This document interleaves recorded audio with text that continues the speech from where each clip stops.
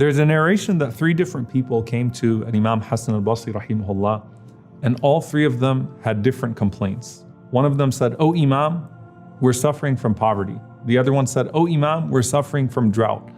The other one said, "Oh Imam, we're trying to have children." And to all 3 of those people, and Imam Hassan al-Basri rahimahullah said, "Say astaghfirullah, say astaghfirullah, say astaghfirullah. Say I seek forgiveness from Allah subhanahu wa ta'ala." And when his students asked him, "Why is it that you said to all 3 people, say astaghfirullah?" He said, because if you look at the Quran, Allah Azza wa Jal says about Nuh alayhi salam, فَقُلْتُ اسْتَغْفِرُوا رَبَّكُمْ إِنَّهُ كَانَ غَفَّارًا. I said to them, seek your Lord's forgiveness, for indeed He is truly most forgiving. يُرْسِلِ السَّمَاءَ عَلَيْكُمْ مِدْرَارًا. If you do that, He will shower you with abundant rain. وَيُمْدِدُكُمْ بِأَمْوَالٍ وَبَنِينَ. He will supply you with wealth and with children. وَيَجْعَلْ لَكُمْ جَنَّاتٍ وَيَجْعَلْ لَكُمْ أَنْهَارًا. And He will give you gardens as well as rivers. And so istighfar, seeking Allah's forgiveness, collectively is the key to all goodness in this life. But more than anything that we ask Allah subhanahu wa ta'ala for of this world, it's also our path back to paradise. When Adam alayhi salam, our father, and Hawa, Eve, left paradise, they turned back to Allah subhanahu wa ta'ala in repentance. And Allah Azza wa Jal inspired them with the words, رَبَّنَا ظَلَمْنَا أَنفُسَنَا وَإِن لَمْ تَغْفِرْ لَنَا وَتَرْحَمْنَا لَنَكُونَنَّ مِنَ الْخَاسِرِينَ. O our Lord, we have wronged ourselves. If you don't forgive us and have mercy upon us, then we will certainly be amongst the losers. Now here's the thing, Allah gave them the words of forgiveness. And here Allah subhanahu wa ta'ala gave us the best way to seek forgiveness. And that in and of itself is a sign that Allah wants to forgive you. And I want you to think about the most forgiving person you have ever known in your life. And think about how quickly they forgive you the moment that you apologize. How quickly they relinquish a grudge, even if they had one, as soon as you say, "I'm sorry." And those people are nothing compared to Al-Ghafur, the oft-forgiving. All you have to do is say, "I'm sorry," and know that Allah subhanahu wa ta'ala is always willing to accept your apology. Now, istighfar, seeking forgiveness, is just one part of our wholesome package of turning back to Allah subhanahu wa ta'ala. It's essentially an admission of shortcoming that is verbalized. So istighfar is specific to the tongue. Nadm, which is regret, the Prophet ﷺ said, "An-nadmu tawbah," that regret is tawbah, it is repentance. Nadm is how you feel, it's the true remorse that you have on the inside. Istighfar is what you say. Astaghfirullah, I seek your forgiveness, O Allah. Tawbah is what you do. It's the full repentance of turning back to Allah subhanahu wa ta'ala. This basically forms not just the beginning of the history of mankind when Adam alayhi salam and Eve leave paradise, but it forms the basis of your relationship with Allah subhanahu wa ta'ala. So at the very beginning, Al-Fudayl ibn Iyad rahimahullah was asked, what's more important, to do istighfar or to do tasbih? For us as human beings, is it more important for us to seek Allah's forgiveness or to glorify His perfection? Now obviously both are important, but he said that think about a garment that you have and there's a stain on that garment. So if you got a white thobe and you got a coffee stain on it, what do you do with that garment? The priority is not to embellish that garment. The priority is to remove the stain. And so he said, astaghfirullah, repentance, seeking Allah's forgiveness, is removing the stain. All the other forms of dhikr are embellishing the garment. And so they're both important, but you have to get back to your origin and remove the stain on your heart and then turn back to Allah subhanahu wa ta'ala. And the Prophet ﷺ was so comprehensive. In one authentic hadith, when someone would embrace Islam, the first thing the Prophet ﷺ would teach him is salah. And then the Prophet ﷺ would teach him the following du'a. Allahumma ghfirli warhamni wahdini wa'afini warzuqni.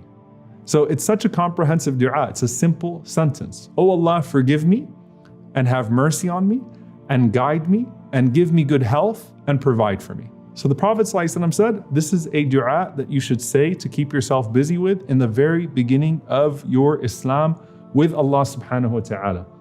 But you never get past seeking Allah's forgiveness. There's always going to be a reason for seeking Allah's forgiveness. And that's not just because you are going to keep sinning. It's because you're never going to do good enough to meet what Allah subhanahu wa ta'ala has done for you. And that's the istighfar of the Prophet ﷺ himself. The istighfar of feeling naqs, of feeling deficiency. Now think about it in the capacity of everything that we've spoken about. You know how perfect Allah is. You've praised Allah for all of His blessings upon you, and you know that no matter what you do in return, you're never going to do quite enough. And so you always feel a sense of regret. And that's why when you finish salah, you didn't do anything wrong. You did the best thing you could possibly be doing when you prayed. But you say, astaghfirullah, astaghfirullah, astaghfirullah, right away. Why? Because perhaps some of my salah was lost. Maybe I was distracted. And even if I wasn't distracted, then surely I have not repaid Allah subhanahu wa ta'ala for His favors upon me. And so everyone is in a state of istighfar. Some are seeking forgiveness for the deficiency in their good. Some are seeking forgiveness for their sins. And Imam Sufyan al-Thawri rahimahullah, he said that's why when Allah subhanahu wa ta'ala praises al-mustaghfirina bil-asḥār, those who are seeking Allah's forgiveness in the last part of the night, that He's speaking to two different categories of people who are both making istighfar. He said you have those who wake up in the very last part of the night to seek forgiveness with a small prayer. And then you have the friends of Allah subhanahu wa ta'ala who have already prayed a portion of the night and they're seeking forgiveness at the end of their worship. They're both praiseworthy, but he says their istighfar is not the same. You have the istighfar of the lovers and you have the istighfar of the sinners. And the Prophet ﷺ, of course, is the most beloved to Allah subhanahu wa ta'ala. And after a long night of prayer, he would still seek Allah's forgiveness. And he said, sallallahu alaihi wasallam, that, O people, I seek Allah's forgiveness at least 100 times a day. And Imam al-Nawawi rahimahullah, he said that's the minimum from the Prophet sallallahu alaihi wasallam. You can find the Prophet sallallahu alaihi wasallam in a single gathering seeking Allah's forgiveness more than 100 times. But he's saying that I seek Allah's forgiveness at least 100 times a day. What does that mean for the followers of Muhammad sallallahu alaihi wasallam? And it wasn't just with one word or one phrase. You see, astaghfirullah. You see, astaghfirullah wa atubu ilayh. I seek Allah's forgiveness and I repent to Him. You see, Rabbi ighfirli, my Lord forgive me.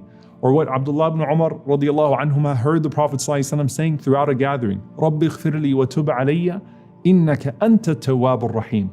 My Lord, forgive me and have mercy upon me. You are the acceptor of repentance. You are the most merciful.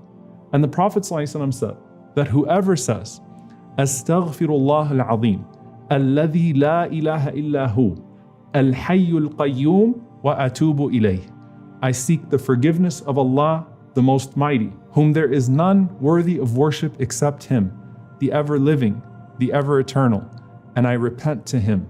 The Prophet ﷺ said, whoever says this form of istighfar, Allah will forgive him even if he had deserted the ranks of the Muslims' army.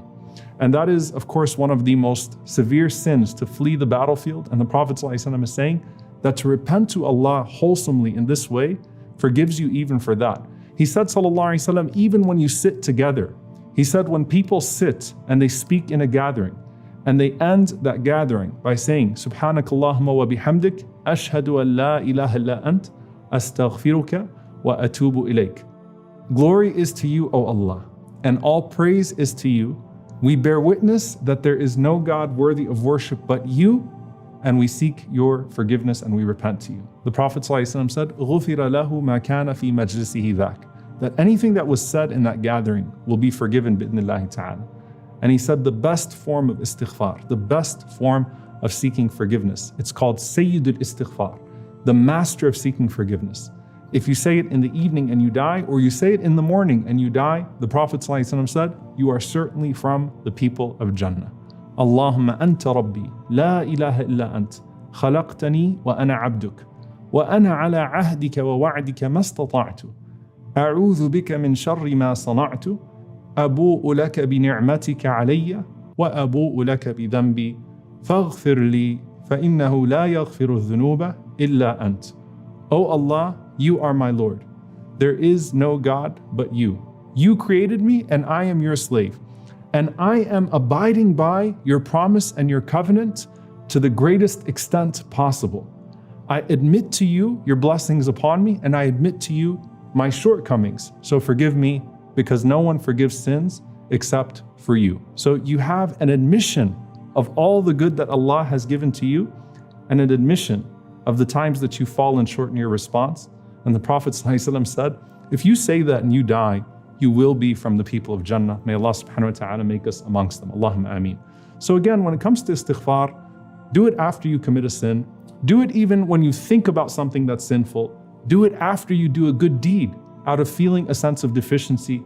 Do it when someone praises you, as we learn as well that when someone says something about you, seek Allah's forgiveness, because you know that there are certain things about you that are not necessarily what others may think of you.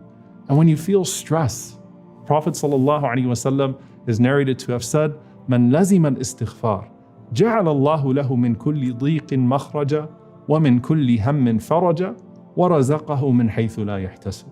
That whoever is consistent with seeking Allah's forgiveness, Allah will appoint for him a way out of every distress and a relief from every anxiety, and Allah will provide for him from where he would have never thought he would be provided from. And you find from the Prophet ﷺ something so beautiful. He says, "Innahu la yughanu ala qalbi." So sometimes my heart feels foggy. I feel like there's a fog over my heart. And so I seek Allah's forgiveness in a day 100 times. Istighfar is what removes the fog. It's what provides clarity. It's what removes all of the stress and the anxiety. And it's what connects us to the most perfect, even when we know how imperfect we are.